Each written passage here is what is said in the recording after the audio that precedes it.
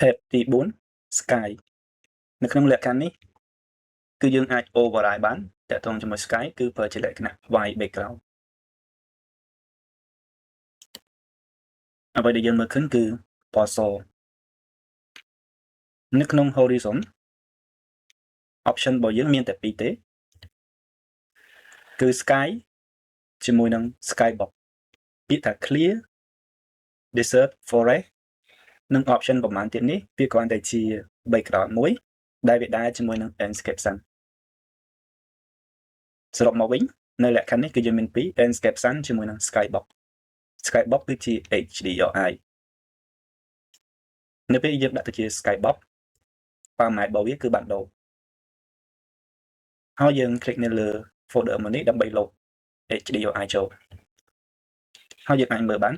នៅក្នុងនេះ file ដែលវា support មានពីរ HDR file ជាមួយនឹង image file PNG ឬក៏ JPEG HDRI មានពីរ file HDR និង EXE file ដែលវាស្គាល់គឺ file HDR អញ្ចឹងពេលដែលយើង download HDRI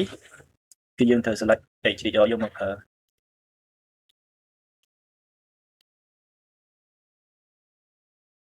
ហើយយើងឃើញ sky របស់យើងគឺនៅពណ៌សដដែលយើងដោះ white background យើងនឹងឃើញរូបភាព sky របស់យើង sky របស់ HDRI នៅក្នុង HDRI យើងមាន option គឺ brightness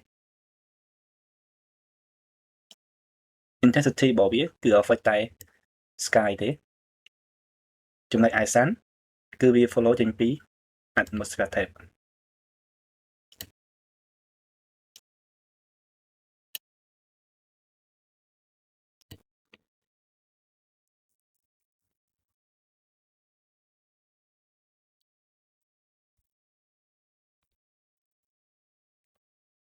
យើង enable brightest point ASAN direction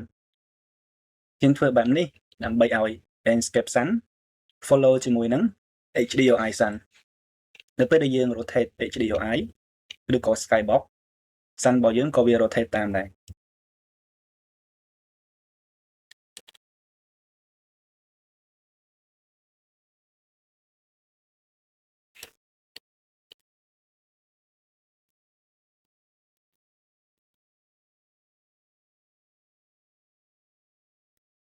យើងអាចបែកចូលមក landscape sun វិញអញ្ចឹងនៅក្នុងនេះយើងមានជម្រើសរបស់យើង clear គឺយើងមានតែផ្ទៃមេឃ desert យើងមាន scene របស់វា forest mountain នេះគ្រាន់តែជា background រូបភាពដែលវាមាននៅក្នុង landscape sun ហើយ parameter ខាងក្រោមទាំងអស់នេះគឺវា affect តែ sky ខាងលើទេចំណែកឯ background នេះគឺយើងអាច control ជាមួយនឹង rotation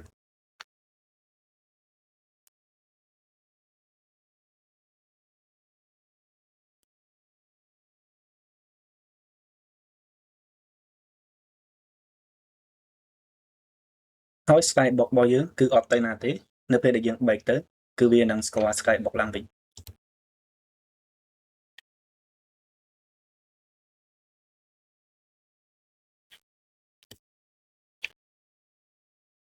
mountain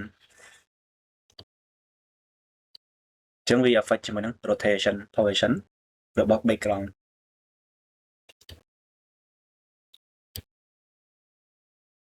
density របស់ cloud 50% 100% យើងនឹងឃើញ cloud ច្រើនហើយវានឹងបាំងព្រះអាទិត្យ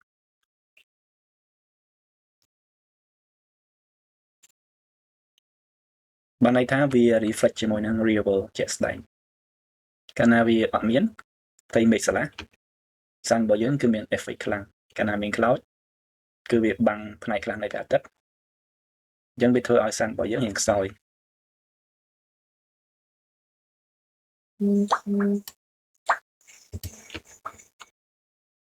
polarity គឺវា generate អាចថាជាអមរាយរូបរបស់ cloud នៅក្នុង scene របស់យើង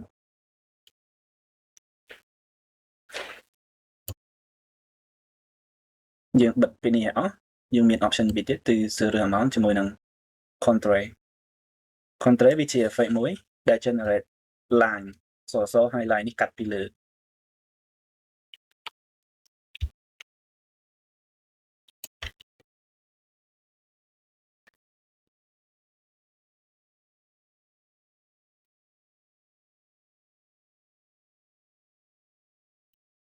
សើរើស amount គឺផ្នែកនេះនៃ sky ដែលវាស្ទើរនឹង cloud ដែរតែវាស្ដាងជាង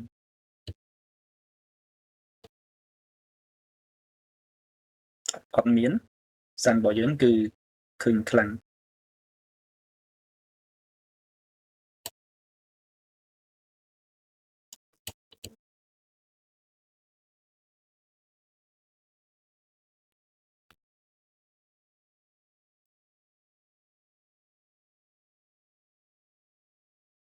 longitude ហើយនិង latitude option នេះតើតើជាមួយនឹង location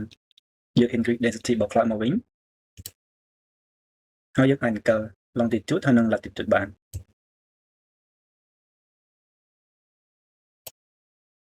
យើងឃើញពពកកាលណាវាមាន effect បាំង lighting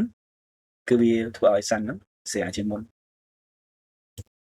អញ្ចឹងកាលណាវាស្រឡះគឺវានឹងភ្លឺខ្លាំង